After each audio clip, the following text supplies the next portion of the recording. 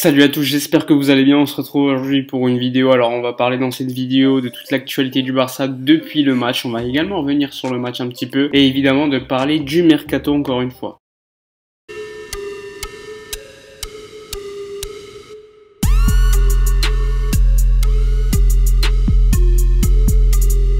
Alors belle victoire hier soir, on en a parlé dans la vidéo d'hier qui est sortie. Alors malgré cette belle victoire, on a quand même vu des défauts dans le jeu du FC Barcelone. Après évidemment, c'est que le premier match de la saison et c'est le premier match sous l'ère Koeman, premier match officiel évidemment. Donc pour le moment, on va être patient, mais on voit quand même que l'équipe a plutôt bien travaillé durant la pré-saison. Et comme on l'a tous vu hier soir lors du match, à mon avis, on a remarqué que le côté gauche était beaucoup plus actif que le côté droit. Le côté droit était laissé à l'abandon avec un Griezmann, malheureusement pour lui, qui colle pas la ligne, puisque c'est pas un ailier, et Sergi Roberto qui a tendance à revenir dans l'axe. Et c'est là en fait où je veux en venir. Alors Sergi Roberto, c'est pas la première fois qu'on le voit piquer dans l'axe de manière systématique. On a remarqué qu'il faisait systématiquement la même chose, c'est-à-dire revenir dans l'axe, se placer comme un milieu de terrain assez bizarrement. Et ce qui est plutôt étonnant, c'est que c'est pas la première fois qu'on voit un latéral droit faire cela au Barça. Puisqu'en effet, vous pouvez le voir à l'écran, Semedo faisait également la même chose. C'est-à-dire qu'au lieu de coller la ligne et donc élargir au maximum le bloc adverse, ce qui permet à tes coéquipiers d'avoir beaucoup plus d'espace et donc de temps lorsqu'ils ont le ballon, et bien là on revoit encore la même chose que sous Valverde ou encore Quique Setién. Alors je ne sais pas si c'est une directive du coach ou si c'est juste le comportement de joueurs qui ne comprennent pas forcément le jeu, leur rôle. Après Sergi Roberto, vous le savez, c'est pas un latéral droit pur, contrairement à Semedo qui lui l'était, et pourtant il faisait la même erreur. Quand je compare avec d'autres équipes européennes, je pense notamment à Manchester City ou encore le Barça de Pep Guardiola il y a de longues années, Daniel Alves il avait tendance à coller la ligne, qui permettait donc d'élargir le bloc, et donc lorsqu'il y avait un changement d'aile, tout le bloc adverse était obligé de coulisser vers le côté de Daniel Alves, et donc il y avait plus d'espace et plus de temps pour les coéquipiers qui étaient placés plutôt dans l'axe. Imaginez que le latéral reçoive le ballon après un changement d'aile, si en plus de cela les autres coéquipiers font des appels croisés, et bien les défenseurs adverses vont être vite perdus, il y aura donc beaucoup plus de solutions pour le porteur de balle. Puis on peut même comparer tout simplement à Jordi Alba. Jordi Alba, c'est un joueur qui va avoir tendance à plutôt coller la ligne, à faire des appels derrière les défenseurs. D'ailleurs c'est cela qui est à l'origine de la passe de Clément Lenglet qui a permis le premier but d'Ansu Fati hier soir contre Villarreal. Malheureusement, on a vu que le côté gauche le faire. Le côté droit ne l'a pas fait du match hier soir. Il y a dû avoir une seule attaque qui est partie du côté droit. Et ce qui est problématique dans ce cas,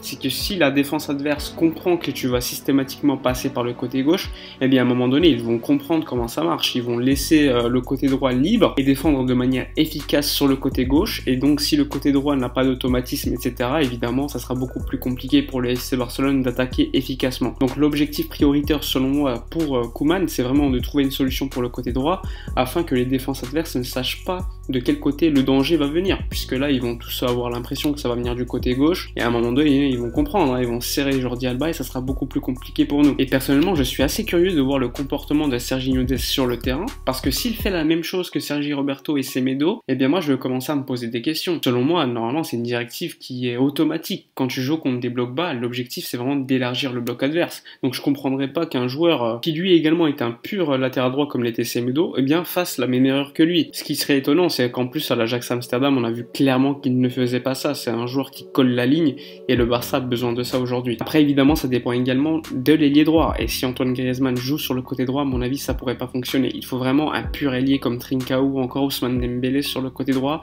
pour que ça fonctionne avec le latéral. Griezmann a certes fait un match plutôt moyen, mauvais hier, mais bon, il a quand même été décisif sur les deux premiers buts avec des appels très intéressants, ce qui permet de libérer de l'espace. Il a également travaillé pour l'équipe, mais quand tu as payé quasiment 120 millions d'euros pour un tel joueur, tu attends beaucoup plus d'Antoine Griezmann, et ce qui est normal. À la fin du match, on a vu qu'on avait terminé avec Trincao sur le côté droit, avec à gauche Ousmane Dembélé, donc deux ailiers, ce qui est plutôt intéressant. La saison dernière, on a vu que le banc, franchement, le banc était catastrophique. Il me semble qu'à un moment donné, on n'avait que 13 joueurs disponibles sur un effectif normalement de 21-22 joueurs, ce qui est quand même assez scandaleux, ce qui montrait que la planification sportive n'était pas bonne. Là, normalement, tu as plus d'ailiers, ce qui est très intéressant. On a Ansu Fati qui est énormissime. On a Trincao qui a encore fait une belle entrée hier soir, et t'as encore Ousmane Dembélé qui peut faire la différence à tout moment. Donc si tu installes un vrai ailier droit comme Trincao ou Dembélé devant un latéral droit comme Serginho Dest, eh bien moi je pense qu'à terme on verrait autant d'automatisme qu'on a vu hier avec Jordi Alba et Ansu Fati. Il faudra également voir le rôle du milieu qui est dans le double pivot mais à droite. Là je pense notamment à Pjanic ou Busquets, mais plus Pjanic. On a vu que quand même Sergio Busquets avait beaucoup plus de mal dans un double pivot, ce qui est plutôt logique. Il a quasiment jamais joué dans ce rôle. Je me rappelle d'un match il y a quelques années contre Valence où il y avait eu un double pivot et Busquets ça avait pas été bon. Pjanic lui a un peu plus l'habitude et j'ai l'impression qu'il a beaucoup plus de physique que Sergio Busquets, hein. Il faut pas oublier que Sergio Busquets c'est bien les années avancent, mais l'avoir sur le banc et potentiellement comme titulaire sur certains matchs c'est très intéressant par contre. Donc si le milieu Pjanic par exemple fait le travail sur le côté droit avec un ailier comme Trincao Dembélé et à côté t'as Serginho Dest, eh bien je serais beaucoup plus optimiste, hein. Le danger ne va pas venir systématiquement que du côté gauche, ça va venir également de la droite, il y aura également énormément de mouvements et c'est ce qu'on attend au Barça aujourd'hui. Enfin bref, moi je vous parlais de Serginho Dest, mais Serginho Dest pour l'instant il n'a pas encore signé officiellement. Mais bon, tout le monde sait qu'il va venir au Barça. Et malheureusement, chaque jour, on dit demain il va atterrir, et à chaque fois, c'est retardé. Le problème, c'est que le joueur, lui, commence à s'impatienter. On lui a dit que demain, il allait atterrir à Barcelone. Finalement, il continue d'attendre. Le problème, c'est encore les négociations entre l'Ajax et le Barça, même s'il y a un accord quasiment total. C'est vraiment l'échelonnement de paiement. Combien le Barça va payer au niveau de la somme fixe et en bonus. Normalement, le Barça va payer en 3 fois. La première année, ça sera une petite somme, hein, avec le Covid-19 oblige. Hein, les finances du club sont très délicates et par contre les 2 années suivantes ça sera beaucoup plus élevé. Pour l'instant on n'a pas la confirmation des chiffres officiels mais normalement ça devrait être 22-23 millions d'euros plus quelques millions de bonus, qui est plutôt intéressant pour un joueur comme Serginho Dest. Mais bon, je vous cache pas que je suis impatient, hein. Il y a quand même un match qui arrive jeudi, il y aura un autre match ce week-end contre Séville et moi je suis plutôt pressé de voir Serginho Dest à l'œuvre. Alors oui, il lui faudra du temps pour s'acclimater au jeu du Barça même s'il ressemble à l'Ajax, mais jouer au Barça c'est beaucoup plus difficile. Après évidemment il y a Koeman il connaît bien Serginho Dest, donc à mon avis il y aura beaucoup plus de facilité pour le joueur américain de s'acclimater au FC Barcelone. Après il faudra attendre, hein, si Serginho Dest arrive à devenir le titulaire indiscutable, hein. Pour l'instant on n'a aucune garantie, même si je pense quand même que Koeman a dû lui donner quelques garanties de temps de jeu. Après faut voir, hein, Sergi Roberto c'est également le 4e capitaine de l'équipe, mais bon j'ai envie de vous dire qu'on n'est plus trop étonné aujourd'hui, c'est un joueur très moyen selon moi, je vous l'ai déjà dit énormément de fois, mais Koeman a dit lorsqu'il arrivait qu'il n'allait pas regarder l'âge des joueurs, leur statut, et qu'il allait faire jouer le meilleur. Donc pour l'instant on va rien dire, on va attendre ce que va faire Ronald Koeman concernant ce cas et ensuite on jugera. Sinon le Barça voudrait se débarrasser de plusieurs joueurs, Todibo qui est en discussion avec Everton et Fulham, il y a également Braithwaite mais ça va être compliqué de s'en débarrasser cet été, il y a également le cas Rafinha, hein, le club veut s'en débarrasser mais difficile de trouver un club qui pourrait payer 16 millions d'euros. Et tu as un autre joueur qui pourrait partir en prêt, c'est Carles Aleñá. En gros l'objectif du club c'est d'obtenir le plus d'argent possible pour pouvoir recruter Eric Garcia, le joueur de Manchester City, et ensuite à mon avis une tentative pour Memphis Depay, mais ça va être très compliqué de signer Memphis Depay. Memphis Depay, il faut pas oublier que c'est aux alentours de 25-30 millions d'euros, il lui reste 1 an de contrat. Il faut pas oublier que le Barça peut payer que 25% de ce qu'il reçoit, c'est-à-dire par exemple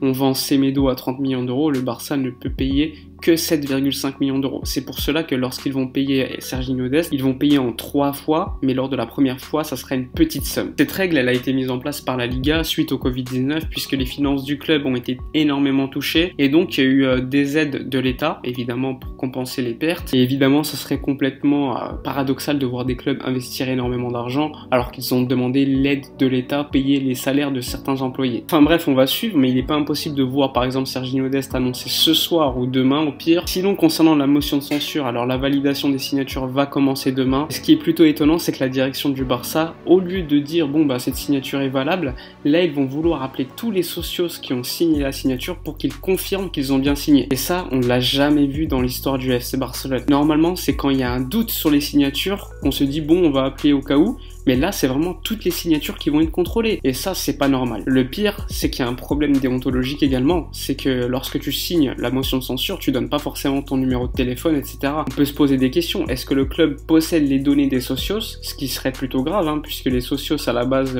n'ont pas tous accepté le fait de donner leurs données personnelles au club. Et évidemment, ça serait choquant. Mais on va suivre cette histoire et normalement, lors des 10 prochains jours, il y aura la validation des signatures. Et donc, je vous tiendrai au courant. Enfin bref, c'est la fin de la vidéo. J'espère qu'elle vous a plu, n'hésitez pas à vous abonner à la chaîne. On se retrouve demain pour parler du match contre le Celta Vigo. Celta Vigo qu'on n'a pas battu chez eux depuis au moins 6-7 ans. En attendant, likez cette vidéo, commentez-la, partagez-la évidemment à vos amis supporters. Moi, je vous retrouve demain et d'ici là, comme d'habitude, portez-vous bien.